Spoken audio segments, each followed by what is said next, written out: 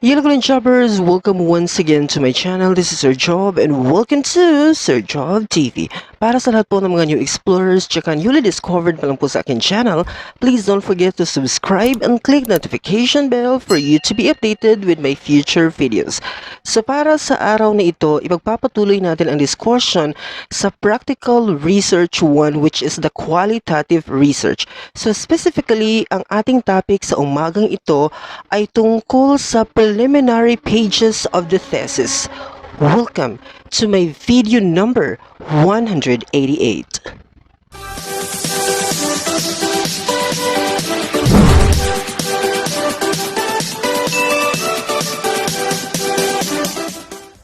So good morning once again, Golden Jobbers. Let us continue our discussion sa another topic na naman ng Practical Research 1 or the Qualitative Research. So sa umagang ito, i-introduce ko sa inyo ang mga preliminary pages, meaning to say when you open a thesis, okay, or a hardbound, for example, ito yung first ninyong makikita. But the question there is, kailan nga ba natin dapat gawin ang mga tinatawag nating preliminary pages na ito? Basically, kung bubuksan natin ang isang thesis, nasa pinaka-first part po siya ng ating thesis, correct? Pero gagawin po natin ang mga tinatawag na preliminary pages on the last part of our making sa ating thesis. Okay, ito po yung pinakahuli nating gagawin.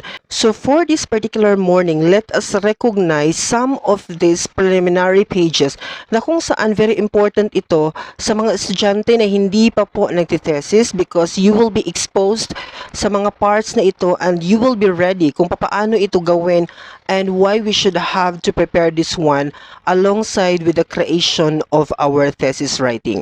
So basically, I have here with you, ito yung copy ng aking thesis, the hardbound. I'm showing to you right now my hardbound.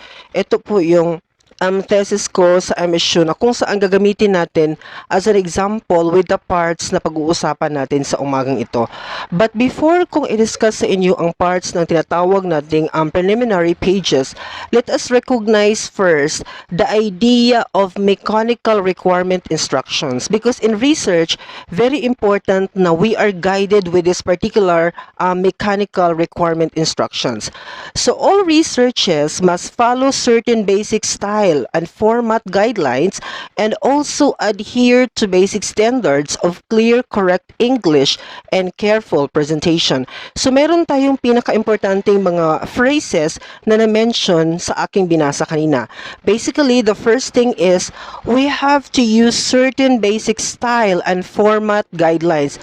That is the reason why sa pinakaunang discussion ko nito sa research, I already introduced to you the concept of the APA and the MLA. Pero sa ating focus, ating discussion, ginamit natin ang American Psychological Association or the APA format. Okay, so that is why pasok tayo sa standard because sinabi dito you have to use certain or basic style and format guidelines. And another thing is you have to adhere to basic standards. So yun po ang inintroduce ko sa inyo, the standard of the APA format, okay, in writing a research paper. So we are now carefully also following the kind of language to be used, especially the grammar, okay? So it is very important that when you are making a research paper, yung language na ginamit mo is universally recognized talaga. Okay, meaning to say the grammar is correct, the usage of the punctuation marks and other things in the writing procedure. Okay, but we will have to make videos on that. But sa araw na ito, i-introduce ko lang talaga sa inyo ang mga preliminary pages na tinatawag natin. So basically, sunod-sunod ito na video na i-discuss ko sa inyo na kung saan letter A, i-discuss natin ang preliminary pages of the thesis. And then the second one is the basic appearance, okay? Ano ang pinaka-basic appearance na isang research? And then the third one is the body of the research. So ano-ano ang mga itong malalaman nyo as we go along with our discussion in this particular topic, talking about the mechanical requirement instructions in the thesis writing. Okay? So as I said to you, ang pag-uusapan natin ngayon is the preliminary pages of the thesis. Ito yung pinaka-first portions na makikita natin if we are going to open a thesis. So pagbukas mo pa lang sa hardbound, ang una mo talagang makikita is the title page, okay? So ano ang title page in the first place? This page includes the approved title for the research and must be signed by all members of the committee and dated. Because kung makikita nyo ngayon sa inyong screen, isi-show ko ha sa inyo. This is the hardbound. I hope na hindi baliktad or inverted dyan sa inyo. So eto yun. Kung nakikita ninyo, may mga text na nasa front po ng inyong hardbound. Correct? So pag binuklat ko ito ngayon, okay? Pag binuksan ko ito, you could also see the same feature. Okay, this is now the title page. But part of what we so-called title page is ang approval sheet also. Because right after you defended your research paper, pipirma ngayon ang thesis advisor mo at ang tatlong panelist mo. And also, pipirma din dyan ang chairperson ng inyong department and of course, the dean of your college. Okay? Kung sa high school naman tayo nakabase, pipirma dyan ang, of course, your research teacher. Okay? And then, pipirma din ang tatlong panelist. And then, pipirma din ang instructed ng senior high school, for example, and of course, the principal of your school. So, same format pa rin yan. So, ipapakita ko lang sa inyo ang example ha, kasi nagva-vary kasi ang approval sheet design depende kung ano yung tinanggap or ginamit ng institution. So, sa MSU, ito ang ginawa namin. This is how. Kung makikita nyo ngayon sa screen, ito yung sample ng approval sheet na sinasabi natin. But of course, kung makikita nyo ngayon sa inyong screen, nakalagay dyan ang approved title. Kasi nga, you already defended this title. So basically, in-approve na ito ng thesis advisor mo at ng mga panelists of that particular defense, for example. Okay? So according dito, dapat upon signing the approval sheet, meron talaga siyang date. So, dito naman, so far, may isang naglagay ng date talaga. Okay? So, upon signing daw, dapat nakalagay ang date. So, that's the first part. Okay? Hindi ko na sa inyo i-detalye kung ano yung format ng title page kasi ang title page kasi at saka yung approval sheet na ito, ibibigay ito ng institution while you are working also with your paper. Because as I said, may mga little innovations tayo depende sa school kung ano ang ina-adapt nila. Okay, so yun po. So, ibibigay yan sa inyo ng school. Don't you worry. Yung copy of the title page and of course, the approval sheet na gagamitin ninyo. The next one as part of the preliminaries is ang tinatawag nating abstract. Okay? Ano ang abstract in the first place? It consists of a brief statement of the nature of the study, the method and design used, and the findings or conclusions. Ito yung mailalagay mo sa yung abstract. That is the reason why huwag kang gumawa ng abstract kung hindi ka patapos sa yung research paper. Correct? And dapat then, you have to craft properly your abstract.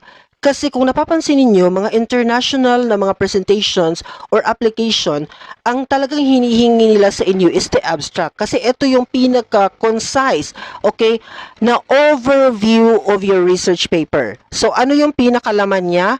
You have to state the nature of the study, the purpose, why you are studying that particular topic, for example.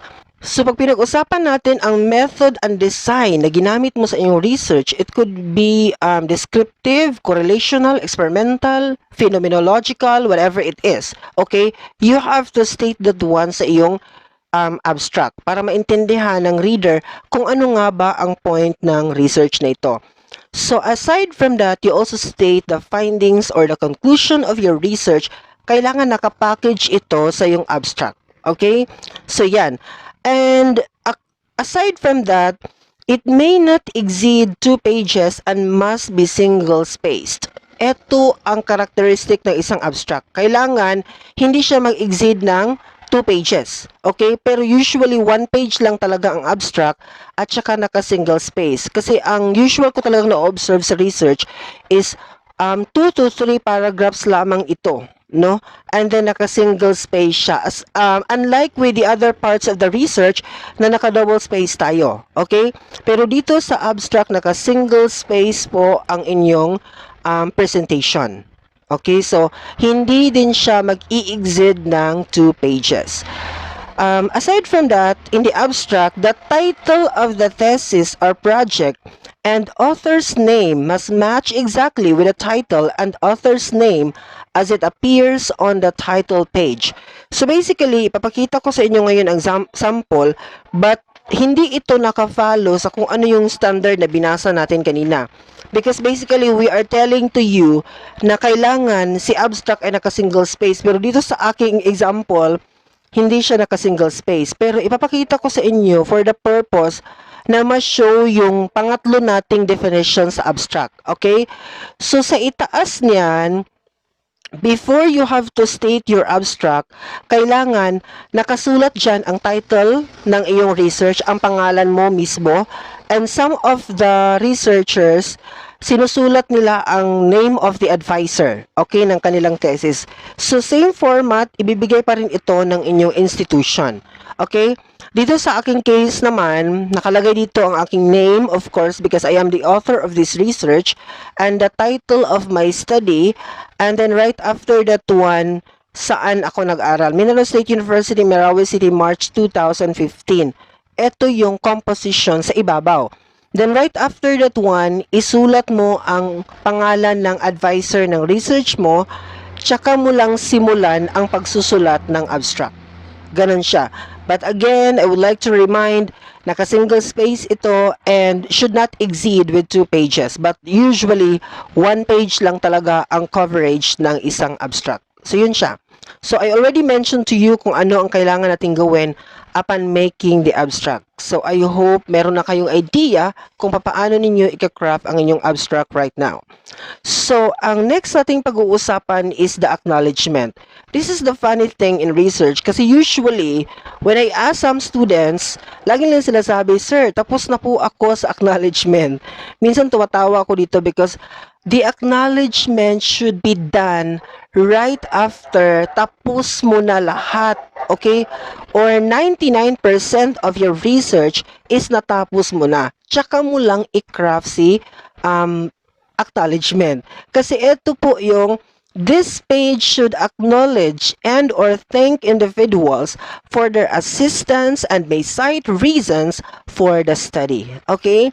Ito yung panahon na si researcher ay magpapasalamat sa lahat ng mga taong tumulong sa kanya in finishing that particular research, for example. So basically, nakasaad dito, may cite reasons for the study.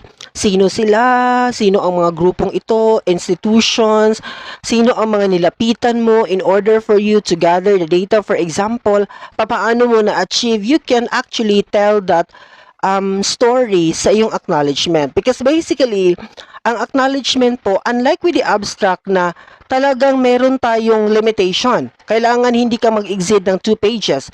But dito sa acknowledgement naman, you can exceed as much as you can. Kung meron kang gusto, kung marami kang pasalamatan, sige, aabot yan ng mga 5 pages. Okay? But wag namang dumating sa point na mag 10 pages ka or 20 pages ka for the acknowledgement. That's hilarious already. So, for as long as may gusto ka pang pasalamatan, you can exceed the pages or you can continue writing with your acknowledgement. Okay?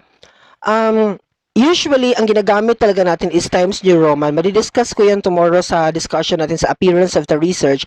But dito kasi sa acknowledgement, you can actually put mga additional na mga font style in emphasizing the name of the person, for example, or anything na gusto mong i-emphasize sa acknowledgement mo, you can actually play that one.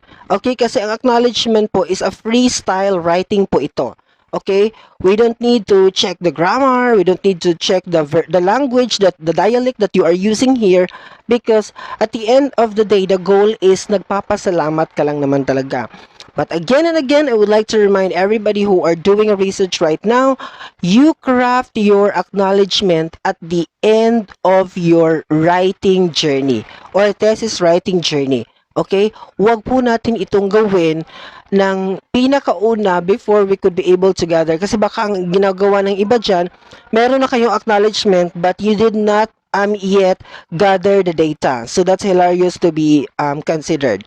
So yun siya. Okay, part of the preliminaries ay ang acknowledgement. And then the last portion ng ating preliminaries is ang tinatawag nating table of contents. Of course, very important ito na mag-reflect sa pinakaunang portion ng inyong paper because ito yung guide ng ating mga readers in order to locate, okay, some of the parts of your research. Kasi parang gumagawa ka ng libro nito. So you should have to have a table of contents. So titles and subtitles are to correspond exactly with those in the text. So meaning to say, be careful tayo in writing the pages kasi baka ang page number na nalagay mo sa title na ito or sa subtitle na ito, hindi siya tumugma doon sa mismong pages.